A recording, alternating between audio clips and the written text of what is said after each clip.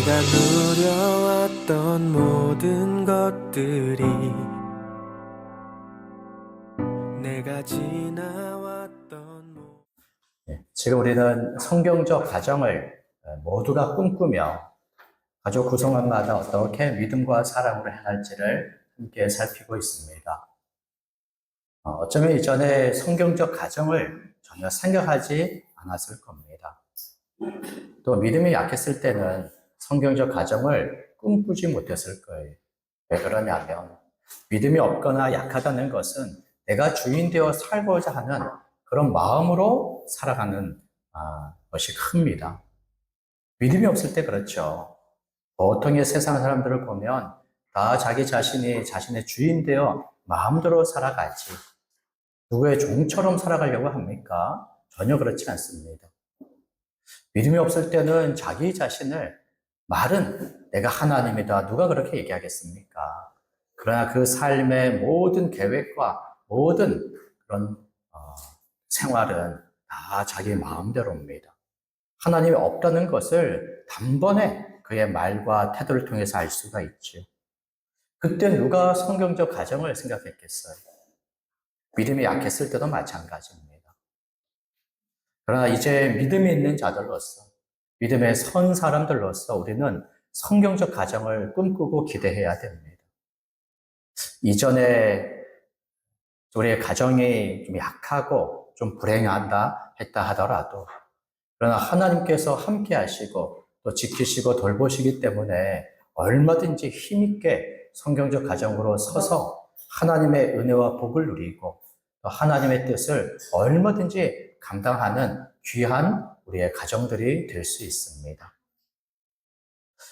이 성경적 가정 함께 꿈꾸면서 남편과 아내의 역할이 참 중요하다고 이야기했습니다. 어째서 아내를 먼저 이야기합니까? 바로 아내는 머리된 남편에게 순종해야 할 자이기 때문에 먼저 언급을 하고 있는 것 같습니다. 부모와 자녀 간에도 자녀가 부모에게 순종할 자이지요. 그래서 먼저 이렇게 이야기를 하고 있어요. 아내들은 남편을 자기의 머리로 삼아서 기꺼이 아내와 가정을 돌보는 그리고 하나님의 뜻을 세우는 가정의 그런 역할을 존중하며 힘써서 따라야 됩니다. 그럴 때 머리된 남편의 자격 그리고 어떤 조건을 본다면 인정하기가 어려워요. 누가 완전한 머리로 쓰인 남편일 수 있겠습니까? 그래서 남편의 어떤 흠과 점 때문에 남편의 머리됨을 인정하지 않는 것은 바르지 못합니다. 우리 하나님께서 창조 때부터 남편을 아내의 머리로 삼으셨어요. 그것을 인정하는 겁니다. 그리고 기꺼이 순종하고 존경하고 따라야 되지요. 그리고 남편들은 자신의 아내를 사랑으로 돌보고 그리고 보호해야 됩니다. 그럴 때 아내가 자기에게 어떻게 대우하냐에 따라서 이것을 판단하거나 결정하면 안 됩니다. 자신의 아내라고 하는 그 한 가지 사실로 아내를 기꺼이 사랑해야죠. 그럴 때 예수님께서 교회를 사랑하신 것처럼 자기의 생명을 주시고 모든 것을 다 내어주신 것처럼 아내의 모든 것에 있어서 육신의 필요와 그리고 그 감정과 정서의 모든 것이 늘 평안하고 안정될 수 있도록 또 사람들과의 유대관계와 신앙까지 바르게 설 수 있도록 남편은 모든 것에서 아내를 살펴서 기꺼이 아내를 위하여 희생하고 섬겨야 됩니다. 아내가 먼저냐, 자녀가 먼저냐, 우리가 우열을 가리기가 어렵죠. 다 귀하게 여겨야 되지요. 그러면서도 남편은 먼저 아내를 귀하게 여겨야 될 겁니다. 그래야 그도 아내의 사랑을 받고 또 남편의 사랑과 돌봄받은 아내가 힘있게 또 자녀를 양육할 수 있는 거 아닙니까? 이렇게 남편과 아내의 역할이 한 가정을 성경적 가정으로 세우는데 너무나 중요합니다. 그런데 가정 안에는 부부의 관계만 있지는 않죠. 부모와 자녀의 관계도 가족 구성원으로 자리 잡고 있습니다. 그럴 때 자녀의 역할, 부모의 역할도 참으로 중요합니다. 오늘 6장 1절부터 3절에 보면 자녀를 먼저 언급을 하고 있습니다. 자녀들은 어떻게 부모에게 대해야 됩니까? 여기 6장 1절에 보니까 너희 부모에게 순종하라 라고 말합니다. 부모에게 순종하라. 또 2절에 보니까 내 아버지와 어머니를 공경하라. 공경과 순종, 이것이 자녀들의 부모님에 대한 마음과 태도여야 되는 것이죠. 공경과 순종. 어째서 공경을 다하고 또 순종을 다할 것을 이야기를 합니까? 그것은 바로 하나님의 뜻일 뿐만 아니라 하나님께서 부모를 자녀들의 대리인으로 삼아 자녀를 돌보게 하셨기 때문입니다. 그래서 첫째로 우리가 함께 생각해 볼 것은 우리 자녀들은 부모님에 대한 하나님의 뜻이 무엇인지 먼저 생각을 해야 됩니다. 부모님에 대한 하나님의 뜻, 그것이 먼저 무엇인지 생각을 해야 됩니다. 여기 6장 1절에 보니까 자녀들아 주 안에서 너희 부모에게 순종하라 이렇게 말하지요. 주 안에서.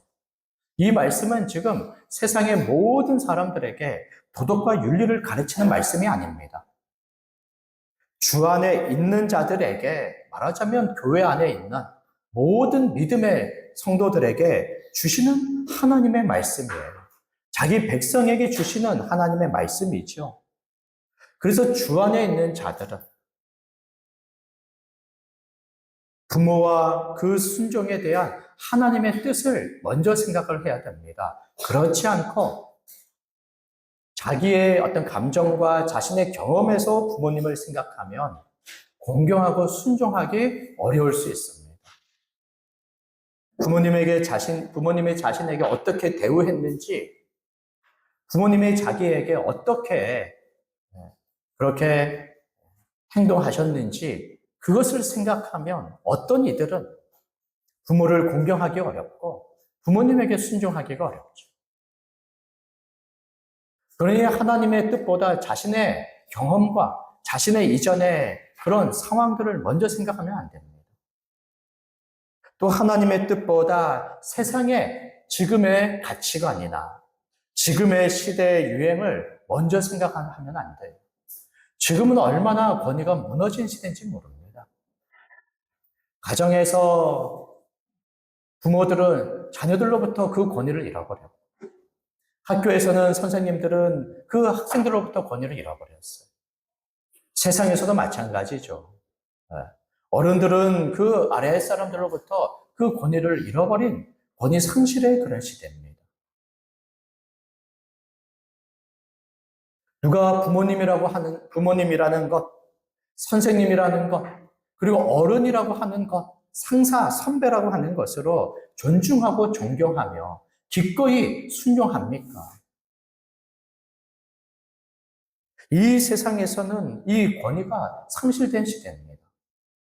그런 권위가 상실된 시대에 우리의 자녀들이 부모의 권위를 우리가 인정하지 않고 그리고 순종하지 않는 태도로 살아가는 것은 주 안에 있는 자들의 모습이 아니죠.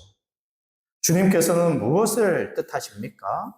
여기 말씀하는 것처럼 부모에게 순종하며 부모를 공경할 것을 말씀해주고 있습니다.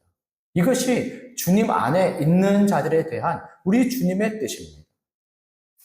그래서 먼저 자신의 지난날의 경험과 현재의 상황과 이 시대의 풍조와 그 흐름을 따라 부모님을 대하면 안 됩니다.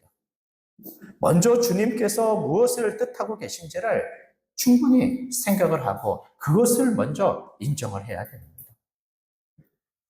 어째서 주님께서는 부모에게 순종하며 공경하라고 말씀하고 있습니까?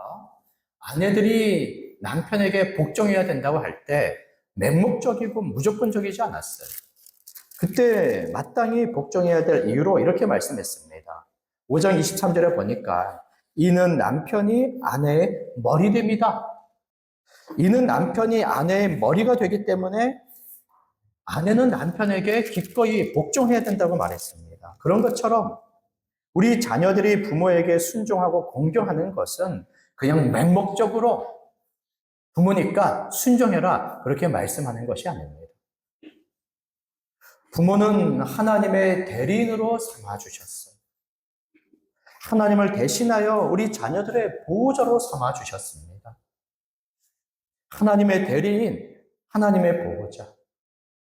그러기에 자녀들은 부모에 대하여 순종하고 공경해야 되는 것이죠. 하나님께서 우리 모두를 낳으신 아버지가 되어 주십니다.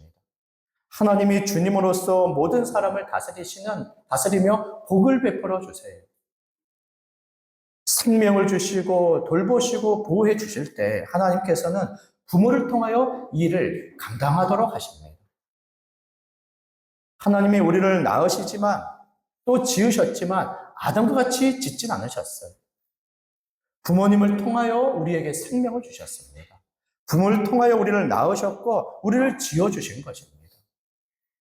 하나님께서 우리 모든 사람을 다스리시지만 그 다스림의 손길을 부모님을 통하여 감당하도록 하시는 겁니다. 하나님께서 자녀들을 위해 부모를 대리인으로 보호자로 삼아 주셨어요. 하나님이 부모에게 가정 안에서 이 권위를 주시고 이 질서를 삼으셨습니다. 그러기에 마땅히 자녀들은 부모에게 순종하고 부모에게 공경해야 되지요. 부모는 하나님의 대리인으로 어떤 역할을 합니까? 먼저는 우리 자녀들에게 생명을 주셨습니다. 생명. 어찌 부모 없이 이 세상에 나고 자란 사람들이 있습니까? 다 부모를 통하여 이 세상에 태어났지요.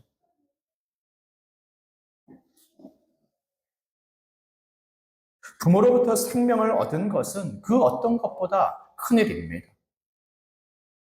부모의 돌봄과 부모의 보호도 아주 크지만 생명을 주셨다는 것은 그 어떤 것과도 비교할 수 없는 너무나 큰 일이지요. 그래서 혹여나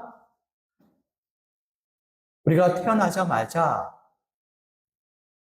부모로부터 혹 버림을 받았다 하더라도 태어난 이후에 부모의 충분한 돌봄을 받지 못했다 하더라도 부모로부터 생명을 받은 그 한 가지 사실로 인하여 충분히 부모에 대한 감사를 우리가 가질 필요가 있습니다. 생명을 가지고 이 땅에 태어나서 지금의 삶을 누리는 것은 얼마나 귀한 일입니까?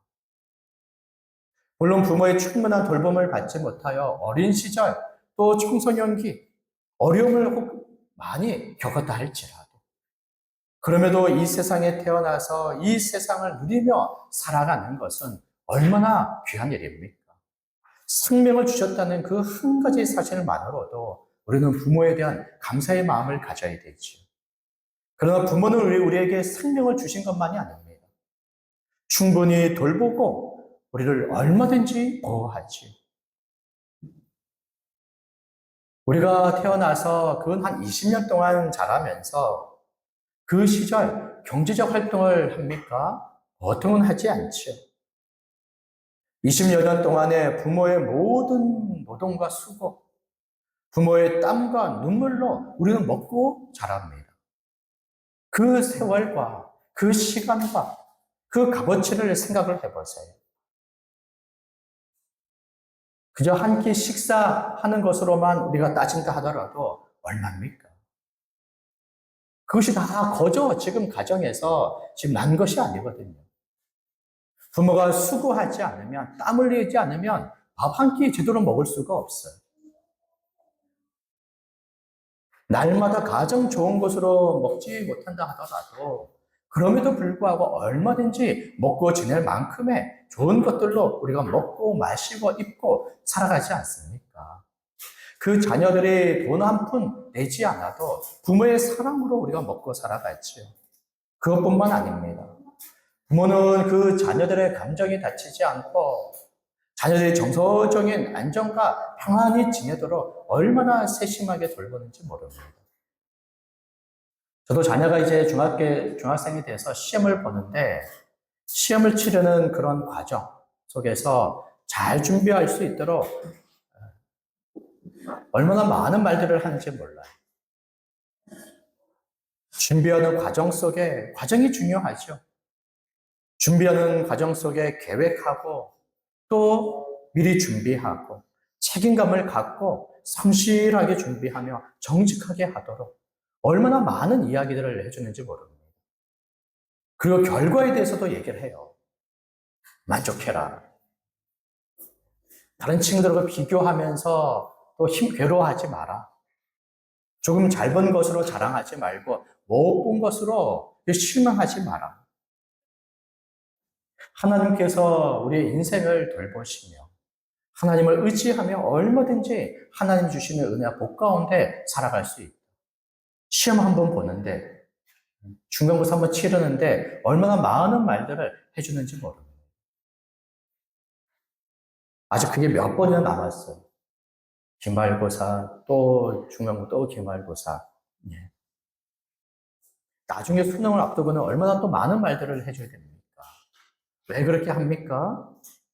자녀가 건강하게, 마음도 건강하게 잘 자랄 수 있도록, 마음이 아주 다치지 않고, 마음이 상하지 않도록, 얼마나 그 정신적인, 정서적인 것들을 돌보고 살핍니까?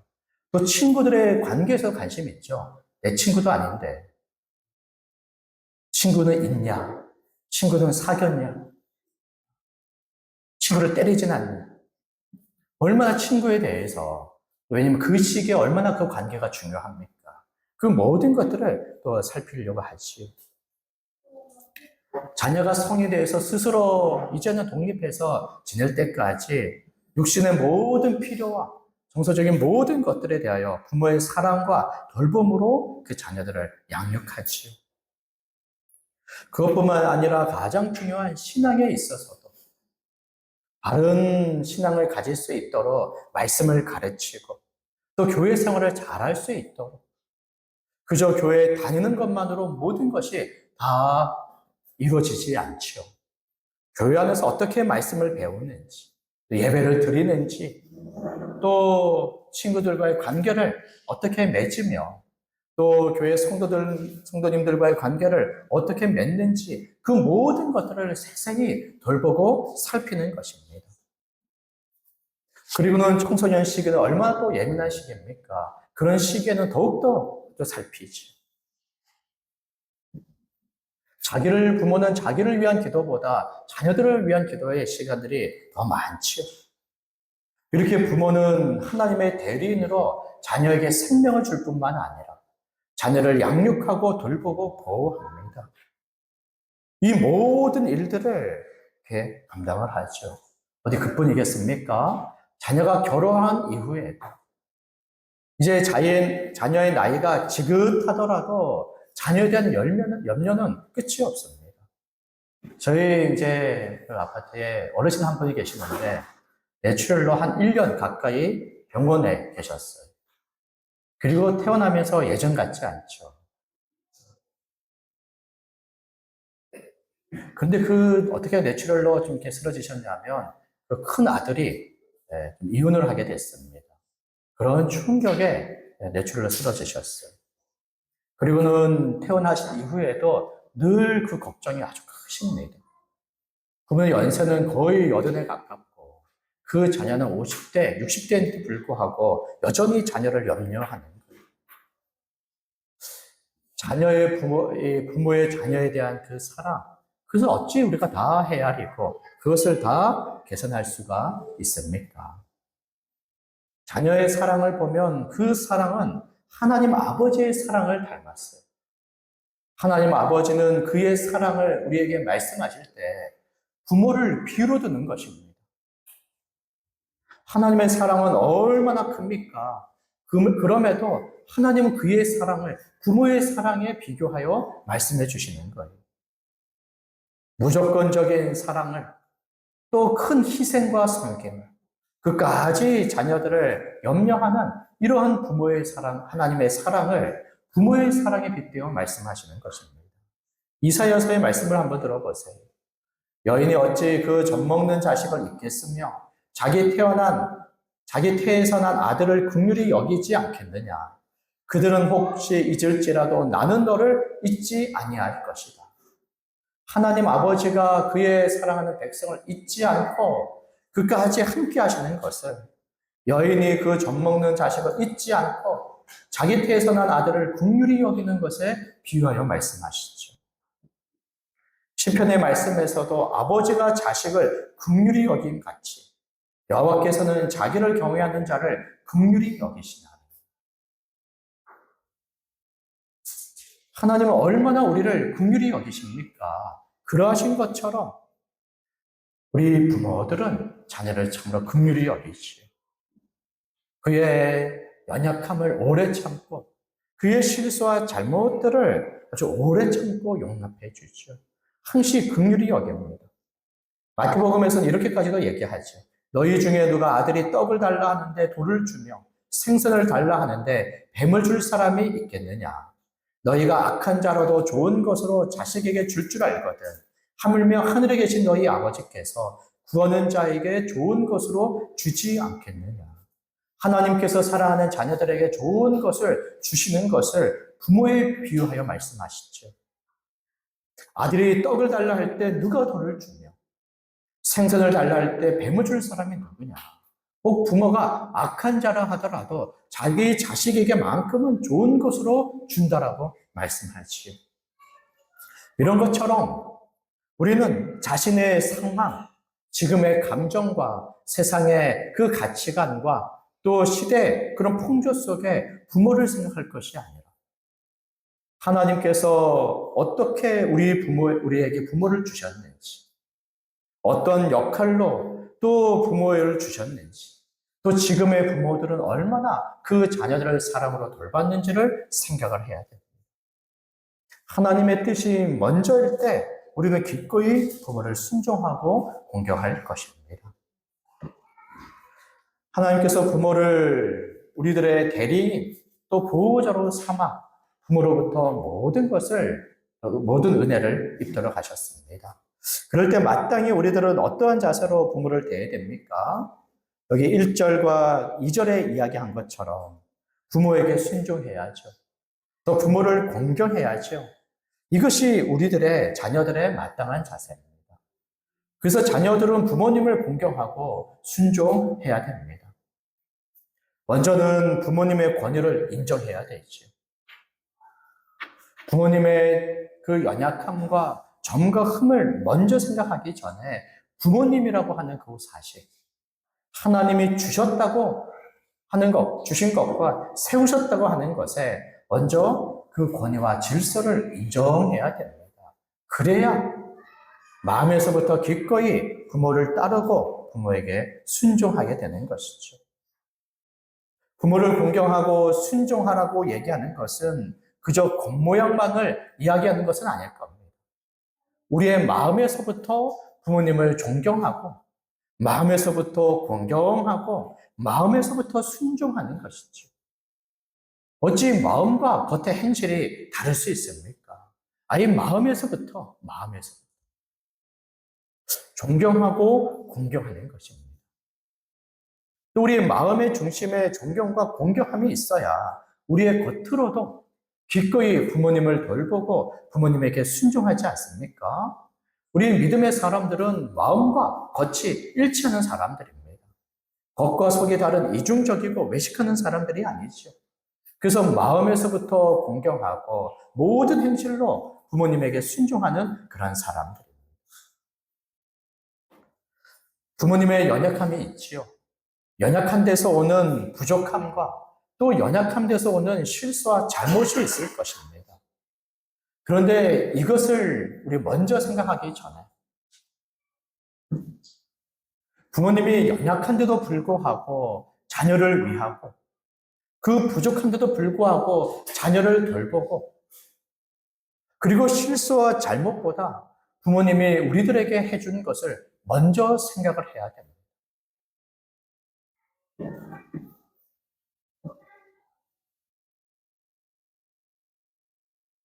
부모가 우리에게 베풀어준 모든 일들은 다 조건이 없이 해준 것들이죠.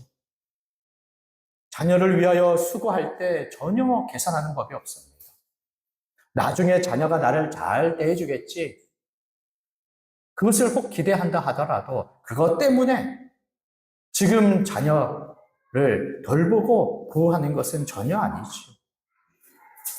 하나님과 같은 그 무조건적인 사랑으로 자신의 연약함과 부족함이 오히려 부족함을 가진 데서도 힘써서 자녀를 돌보고 오히려 자녀를 위하여 더 애쓰지 못한 것에 미안한 마음을 늘 가지면서 그 자녀를 위하여 얼마나 그 돌보고 위하는지 모릅니다. 그렇기 때문에 부모의 연약함을 먼저 이야기하지 마세요. 부모의 실수와 잘못을 먼저 이렇게 말하지 마세요. 그 연약한 데서 사랑으로 희생하고 섬긴 것, 그것을 인정해야 됩니다. 그것을 인정해야 돼요. 그래서 부모에 대하여 항상 겸손과 그리고 존경의 그런 마음을 가져야 됩니다. 그리고 자녀들은 어찌 부모가 자녀를 사랑하고 그 부모가 자녀를 위해 행한 것을 다 헤아리고 계산할 수 있습니까? 부모가 자기의 몸을 아파하며 자녀를 낳은 것을 그 자녀들이 이것을 다 생각합니까? 그 어린 시절에 자녀가 아팠을 때 그 자녀를 붙잡고 병원에 가기 위하여 아둥바둥하며 그 자녀가 회복하기를 노심초사 기다렸던 것을 다 기억합니까? 아침 일찍 일어나 자녀를 먹이고 학교에 보냈던 그 수십 년의 세월들을 다 생각합니까? 그러지 않잖아요. 그저 자녀들은 자신의 생각, 그 범위 안에서 부모가 해준 것만을 생각을 하죠. 그러니까 부모가 나한테 무엇을 해줬냐, 그렇게 오히려 반문하는 거 아닙니까? 그런 어리석음과 아주 완악함이 어디 있어요? 부모가 자녀를 위하여 돌본 것을 생각하고 또 충분히 헤아리지 못한 데서 부모가 자기를 얼마나 사랑으로 돌봤는지를 우리가 생각을 해야 됩니다. 그런 것으로 늘 겸손한 자세를 가지고 부모를 대해야 되죠. 그럴 때 어떤 태도를 가져야 되겠습니까? 말에서부터 공경하는 태도를 가져야 돼요. 말에서부터. 거칠거나 무시하는 말투를 쓰지 마십시오. 부모에 대하여 거친 말을 쓰지 마세요. 부모에 대하여 함부로 이야기하지 마십시오. 욕을 하는 것은 더욱더 아주 큰 죄지요. 설령 부모가 실수하고 잘못했다 하더라도 거친 말을 하지 마세요. 온유하고 공손한 그런 말투로 부모에게 대하십시오. 늘 겸손하여 늘 온유하십시오. 언제든지 그 앞에서 공경하는 마음과 그런 자세를 갖기를 바랍니다. 부모의 필요를 돌봐야 되겠죠. 부모가 연로할 때뿐만이 아닙니다. 우리 어린 자녀들은 한 번 더 들어보세요. 부모가 연로하면 그때 부모가 힘이 없으면 그때 돌보면 되지. 그렇게 생각하지 마십시오. 자녀의 부모에 대한 공경과 순종은 지금부터입니다. 지금부터예요. 자녀가 8살이든 또 자녀가 15살이든 자녀가 20살이든 30살이든 지금부터 공경하고 순종해야 되죠. 부모가 연로할 때 비로소 공경하거나 순종할 것이 아닙니다. 이 말씀은 다 명령 아닙니까? 순종해라, 공경해라. 그것은 지금부터 계속적으로 하라는 명령들입니다. 그러니 주 안에 있는 자들은 지금 부모를 공경하고 부모에게 순종을 해야 되는 것이죠. 아직 경제적으로 수입이 없을 때는 더 말과 행실로서 부모 사랑을 다할 수 있습니다. 말로서도 부모를 칭찬할 수 있고 말로도 부모를 격려할 수가 있죠. 감사를 이야기할 때 부모는 얼마나 그것에 대해서 흡족히 여깁니까? 더 사랑하는 마음을 갖고 자기 수고에 대해서 또 격려를 받는 그런 마음들을 갖게 됩니다. 또 이제 자녀들이 초등학생이 되고 중학생이 된다면 집안의 살림들에 대해서도 얼마든지 힘을 더할 수가 있죠. 설거지를 한다거나 또 청소를 한다거나 또 전체적으로 하지 못한다 하더라도 자기 할 일에 대해서는 자기 방을 치우거나 또 자기 역할들을 잘 감당하는 것으로도 얼마든지 부모의 수고를 덜어줄 수도 있습니다. 어느새 자녀가 20대, 30대, 이제 성이 되고 경제적으로 이제 자립하게 되면 가정 전체에 대해서 부모와 함께 이제는 가정을 더 잘 이끌어 가야 되지요. 어찌 보면 부모와 이제는 가정에 아직 결혼 미혼이라고 한다면 가정의 살림에 대하여 부모와 균등하게 이제는 나누어서 가정을 돌봐야 될 거예요. 가정의 필요가 얼마나 많이 있습니까? 식사를 하고 설거지를 하고 빨래를 하고 가정에 이것저것 그 살림살이가 얼마나 많습니까? 그 모든 거에 대해서 이제는 그 성인된 자녀들은 아주 균등하게 같이 돌봐야 되죠. 아직 미혼이라고 한다면 경제적인 것까지도 이제는 함께 내어서 가정을 더 잘 지내도록 해야 되는 것이죠.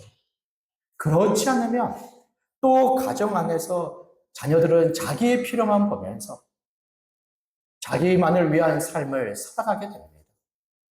20년, 30년 동안 부모가 자녀를 돌봤는데 드디어 이제 자녀가 성이 되어서 이제는 자기만을 위한 삶을 살아가지.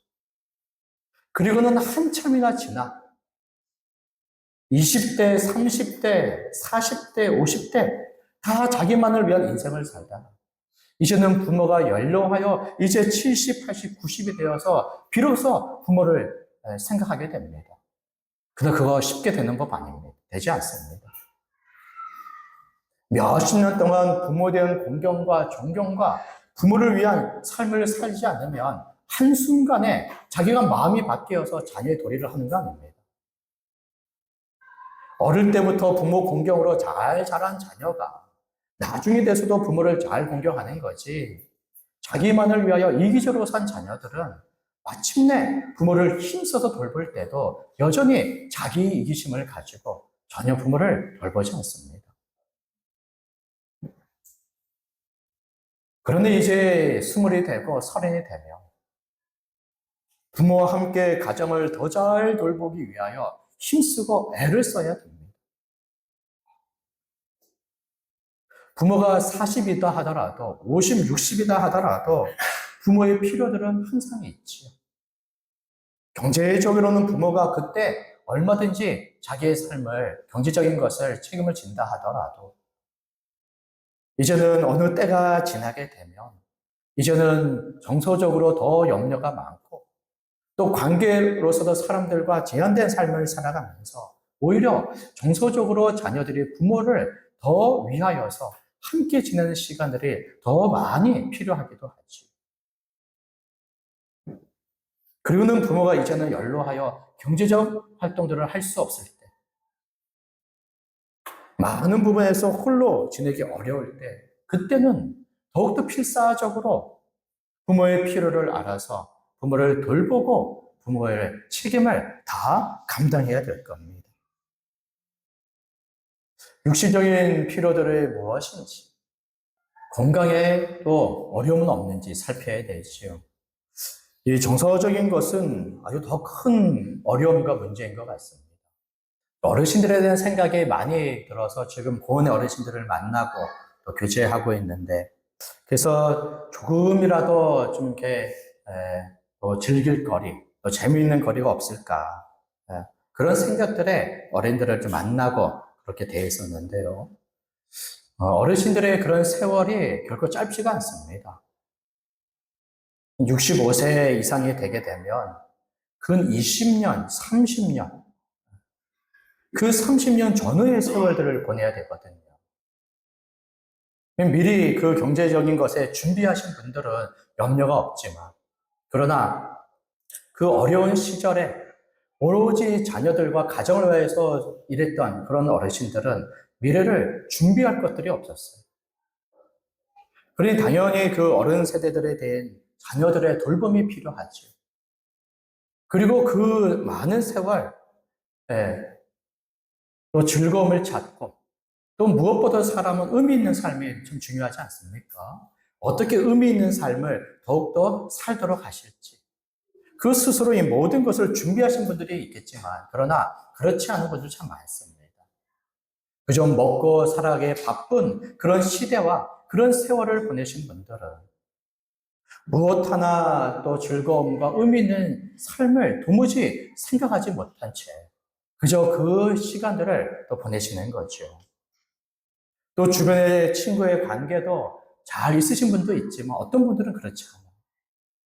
또 여성분들은 공원에도 가도 쉽게 친해지지만 남자분들은 그렇지 않습니다. 그분들의 참 누구의 다 부모들일 텐데 그 자녀들이 부모의 모든 것을 다 돌보고 또 그것들을 또 챙겨야 되죠. 믿음의 부분도 마찬가지입니다. 공원에 계신 어르신들 중에는 그동안 믿음 생활을 잘 해오셨다가 이제 무릎이 아프고 허리가 아파서 교회를 못 가실 분들도 참 많아요. 교회가 책임을 져야 되지 않나 이런 생각들을 하지만 저희 교회도 마찬가지입니다. 그러면서도 믿음의 자녀들은 그 부모의 신앙에 대해서 관심을 갖고 더 책임을 져야 됩니다. 무릎이 안 좋으면 어떻게 합니까?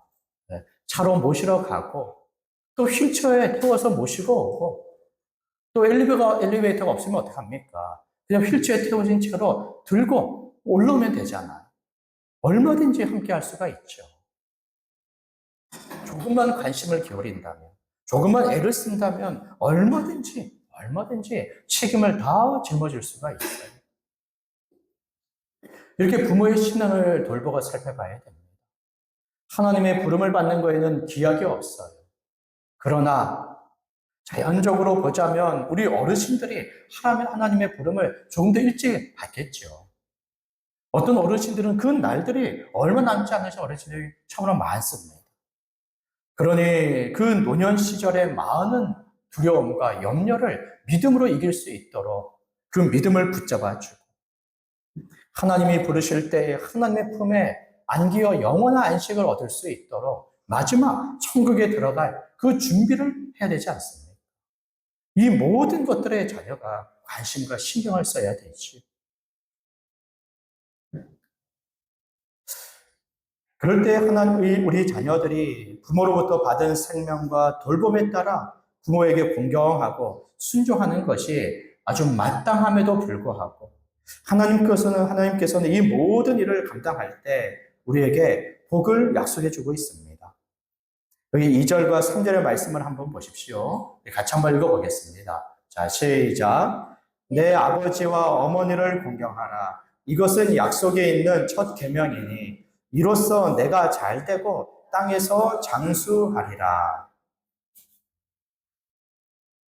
부모를 공경하라라고 하는 이 말씀은 신약시대 교회에만 가르침을 주신 게 아닙니다. 지금 이 말씀은 구약의 본문을 인용한 말씀이에요. 하나님께서는 구약시대 하나님의 백성들에게도 동일하게 부모를 공경하라고 말씀하십니다. 율법의 부모를 공경하라고 말씀하시고 율법 전체를 아우르는 십경의 말씀에서도 부모를 공경하라고 말씀을 하시죠. 하나님께서는 가정을 세우시고 자녀들이 부모 공경하기를 원하십니다. 그리고 하나님께서는 부모 공경의 계명을 가지고 그 자녀들의 행위를 판단하십니다. 부모를 공경한 자들에게 상과 복을 주시고 부모를 공경하지 않은 자들은 저주하시고 하나님께서 화를 주시죠. 그래서 여기 복을 어떻게 말씀하고 있습니까? 내가 잘되고 땅에서 장수하리라. 어떻게 공경치 않는 것에 대해서 하나님께서 저주하십니까? 자기의 아버지나 어머니를 치는 자는 반드시 죽일지니라. 부모를 경홀히 여기는 자는 저주를 받을 것이다. 결코 부모 공경하는 것을 가볍게 여기지 않으세요. 이것을 십계명의 한 계명으로 두시기까지 또 사람들에 대한 관계 속에서 마땅히 행할 바에 있어서 첫 번째 계명으로 하나님께서 주신 것처럼 얼마나 부모 공경의 말씀을 귀하게 여기신지 모릅니다. 부모를 공경하면 복 주신다 하시죠. 공경치 아니할 때는 저주한다고 말씀하시는 거예요. 그럴 땐 누가 부모를 다 공경함으로 또 모든 율법을 지킴으로 하나님의 복을 받을 수 있겠습니까? 그러니 이제는 주 안에 있는 자들은 이 말씀을 율법주의, 공로주의와 같이 이것을 생각하면 안 됩니다. 내가 부모를 공경했으니까 내 사업이 잘 되겠지. 내가 부모를 공경했으니까 이제 내 생활이 평탄해지겠지. 그렇게 율법주의, 공로주의로 생각할 것이 아닙니다.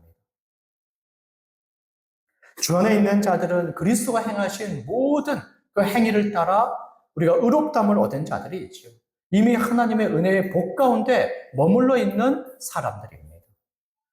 그럴 때 우리 믿음의 사람들은 어떻게 살아가야 됩니까? 율법주의라고 해서 율법을 폐기하면 안 되죠. 하나님의 모든 은혜 가운데 복을 누린다고 해서 이제 자기 마음대로 살아가도 괜찮은 것처럼 방종할 수가 없죠. 율법을 여전히 우리가 귀하게 여기며 하나님의 말씀에 따라 아주 순종하기를 힘을 써야 됩니다. 그래서 우리들은 믿음으로 부모를 공경하는 것입니다. 사랑 가운데 부모를 공경해야 되는 것이죠. 믿음을 따라 사랑으로서 부모를 공경할 때 하나님께서는 이 복을 은혜로 베풀어 주시는 겁니다. 내가 잘 되고 땅에서 장수하리라. 부모를 공경할 때, 믿음으로 행할 때 하나님은 은혜 가운데 그 잘되게 하시며 땅에서 장수한다. 그저 오래 산다는 것으로만 우리가 이해할 것은 아니죠. 모든 것에서 평안하며 모든 것에서 안정되며 또 성경적 가정, 행복한 가정 가운데 늘 기쁨과 즐거움으로 우리가 보낼 것을 바로 약속해 주고 있습니다. 그럴 때 우리 모든 자녀들은 이제 부모를 공경하고 부모에게 순종을 해야 되죠. 더욱더 마음을 다하여 부모를 존경하고 모든 일들에 부모를 위하여 돌보기를 아주 힘을 써야 됩니다. 그럴 때 우리의 연약함이 있을 것입니다. 어린 시절에 부모님이 부재했다거나 그래서 부모의 사랑을 충분히 받지 못했다고 했을 때 그런 경험과 그런 기억에 도무지 부모를 존경할 수가 없고 부모를 돌볼 수 없는 그런 이들도 있을 것입니다. 또 청년이 되어 철이 들었지만 자기 생활하기에 바빠서 부모를 더욱더 돌보고 살피는데 게을리할 수도 있습니다. 또 결혼까지 하게 되면 자기 일들과 또 자녀 양육에 또 거기에 전념하게 되면서 더욱더 부모를 돌보지 못할 그 이유들도 있지. 그런 모든 연약함과 모든 상황들 속에 우리가 놓여져 있지만 그러나 하나님의 계명을 지키는 것에 있어서는 참으로 핑계할 것이 없습니다. 분명히 순종하라, 공경하라 라고 말씀하시는 것에 우리가 변명할 것이 없죠. 그럴 때 우리의 연약함에 있어서 또 우리의 실수와 잘못에 있어서 우리는 하나님 앞에 겸손하게 회개할 필요가 있습니다. 내 유년 시절 그리고 청소년기 때 또 청년의 때 지금 결혼해서 자녀를 돌보는 지금 나는 부모에게 어떻게 대했었는가? 나는 지금 부모를 얼마큼 사랑하고 돌보고 있는가? 이것을 따져 우리가 회개해야 됩니다. 회개하고 다시 주의 말씀에 대하여 믿어 순종하기를 결심해야 돼요. 그럴 때 하나님께서는 회개와 믿음 가운데 다시 부모를 사랑하고 또 부모를 돌볼 지혜와 힘을 베풀어 주실 것입니다. 우리 하나님께서 그리스도 안에 있는 자들에게 은혜를 베풀어 주실 거예요. 예수님께서는 육신으로 이 땅에 오셔서 그 부모된 마리아, 그 부모에게 아주 순종하는 삶을 살았습니다. 또 예수님께서는 하나님의 아들로서도 예수님에게 주신 하나님 아버지의 큰 뜻에 있어서 죽기까지 순종하시며 기꺼이 그 섬기는 삶을 다 사셨죠. 하나님의 아들로서 하나님 아버지께 순종하셨던 그 모든 지혜와 모든 능력, 우리 자녀들이 부모를 사랑하고 부모를 공경하고 부모를 순종할 그 모든 지혜와 힘을 그리스도의 것으로 우리에게 베풀어 주실 것입니다. 성령께서 이 모든 일 가운데 우리를 지혜롭게 하시고 모든 힘을 더하여 주실 것이에요. 이것을 힘입어 봐야 됩니다. 그리고는 부모에 대한 경험과 이 시대의 풍조를 우리가 이겨내야 되지요. 그리고 자녀로서 부모를 기꺼이 공경하고 순종하기를 아주 결심을 해야 됩니다.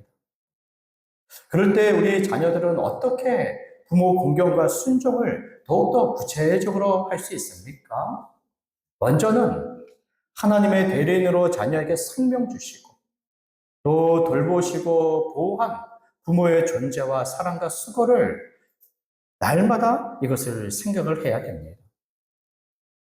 이것을 기억을 해야 돼요. 나중에 부모를 공경하고 순종할 것을 기약하는 것이 아니라 지금 해야 됩니다. 지금. 하나님은 지금 공경하고 순종하라고 명령하시죠. 그래서 마땅히 지금 부모를 공경하고 부모에게 순종을 해야 됩니다. 그리고 부모의 모든 것을 돌봐야 돼요. 지금 어린아이라도 어린아이로서 부모를 공경하고 순종해야 되죠. 지금 청소년기입니까? 늘 마음이 불편하고 어떤 감정적으로 괴롭고 어렵습니까? 그것과 부모 공경을 구분해야지. 자기 감정이 좋지 않은 것, 그 영역으로 부모를 공경하지 않는 영역이 분명히 있겠지만, 그러나 구분해야죠.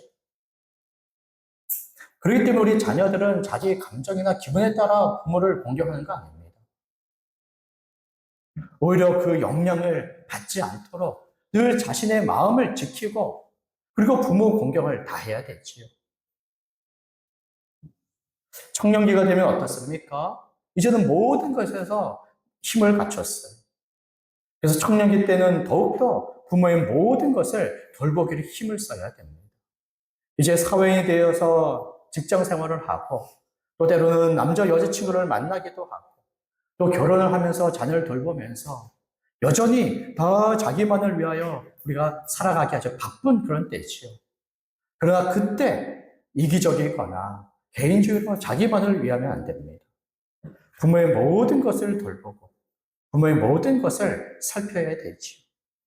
부모들이 어르신이 됐을 때는 더욱더 아주 민감하게 살펴야 됩니다. 남편과 합세하여 아내와 합세하여서 부모님을 돌봐야 되지요. 처가댁이든 또 시댁이든 모두를 자기의 부모로 받아들여서 이것을 차이를 두지 마세요. 또 차별하지 마십시오. 모든 부모를 내 부모로 여겨서 부모의 건강과 모든 돌봄을 우리가 다 해야 되지요. 특별히 부모님의 생신, 또 어버이날, 명절 때는 더욱더 부모님을 찾아가야 될 겁니다. 또 충분히 감사를 드리고 시간을 함께 보내야 됩니다. 자녀가 할 수 있는 힘을 다하여 감당하고 그럼에도 자녀의 연약함에 우리 부모를 위하여 다 할 수 없는 일들에 있어서 하나님의 은혜를 구해야 되죠. 부모의 건강을 돌봐주시도록 또 당장 큰 일들 속에 부모님을 지키시고 보호해 주시도록 부모를 위하여 기도하기를 아주 힘을 써야 될 겁니다.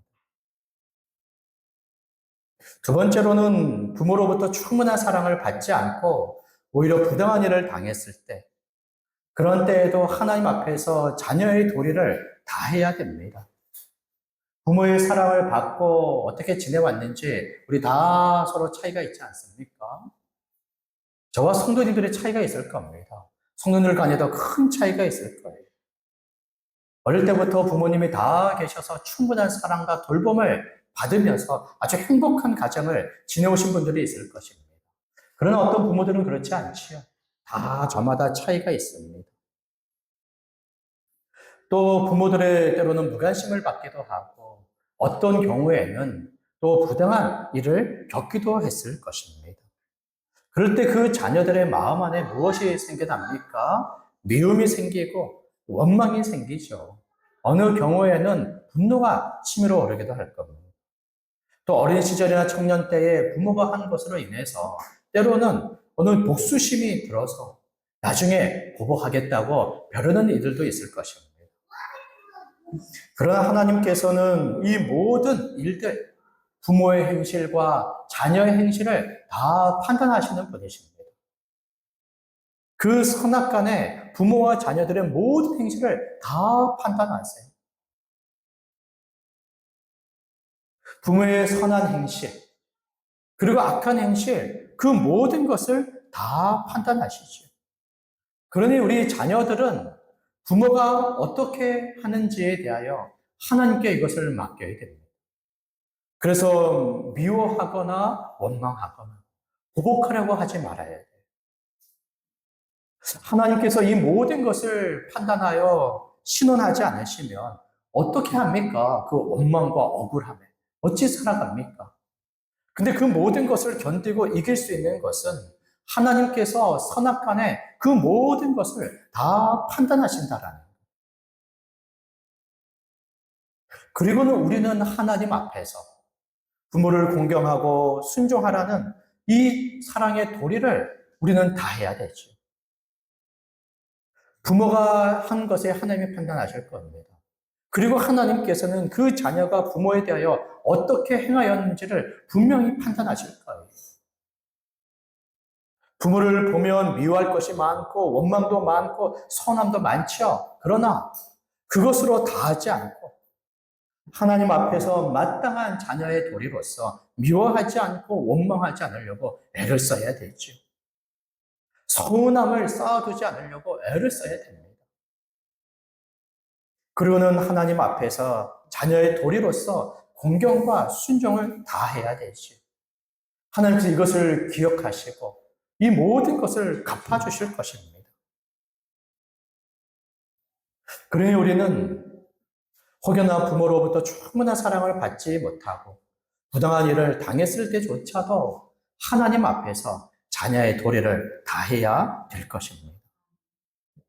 자녀가 성장해 가면서 점점 부모와 뜻이 같지 않아요. 얼마나 많은 세대의 차이가 있는지 모릅니다. 부모와 뜻이 다르고 혹여나 자신의 주장이 옳다 하더라도 다투듯이 성내듯이 아랫사람에게 대하듯이 그렇게 거칠게 대하지 마십시오.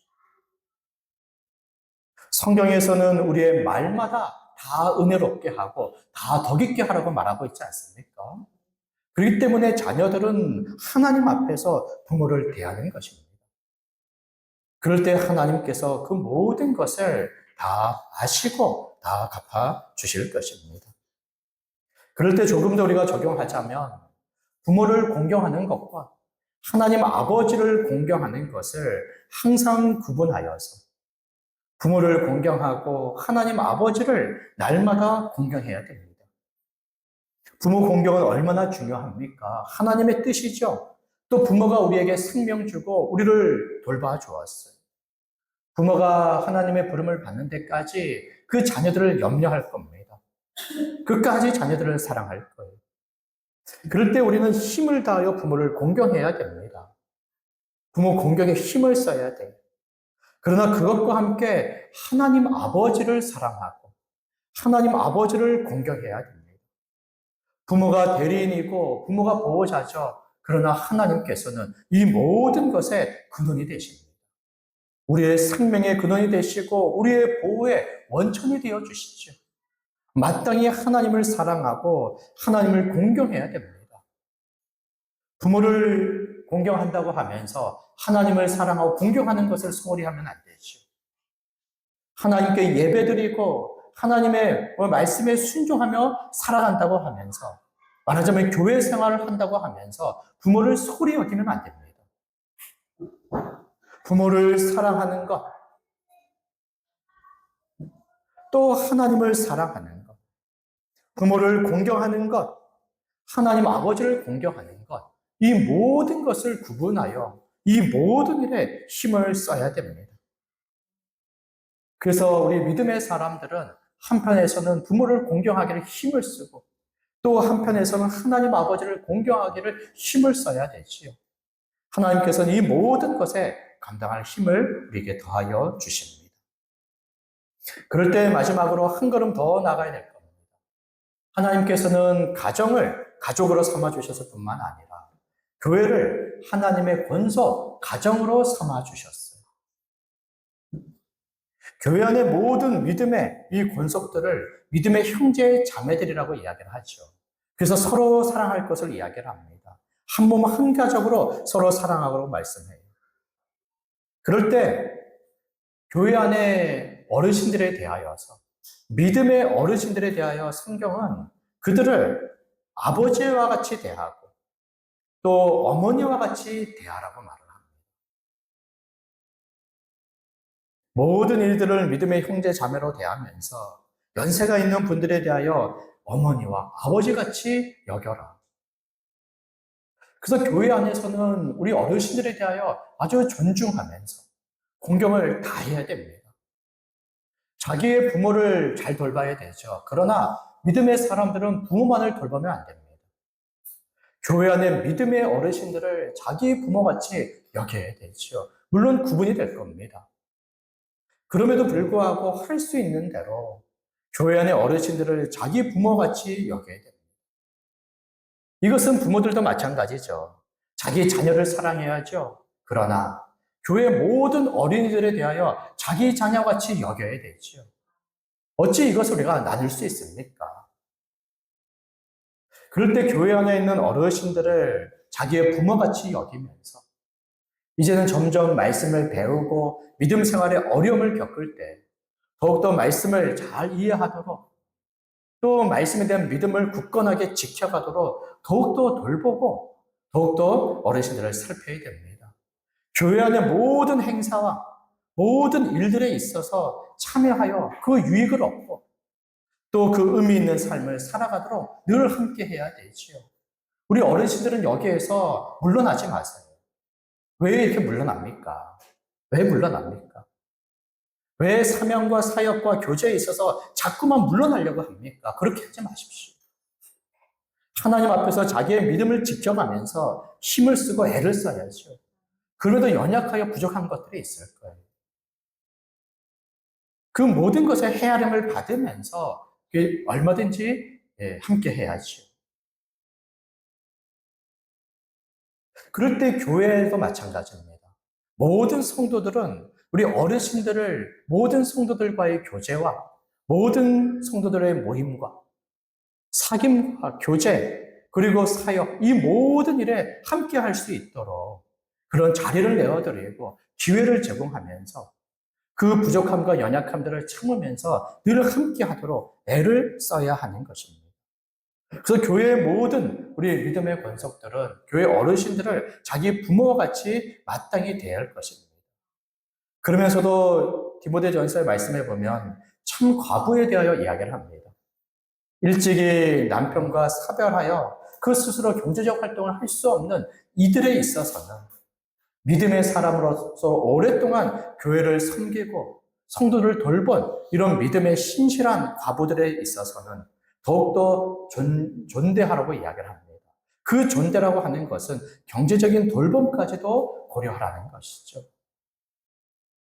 그래서 교회 사역과 또 구제의 이런 대상들에 대하여서 얼마든지 저들을 돌볼 수 있도록 모든 성도들은 헌금 생활에 아주 힘을 써야 됩니다.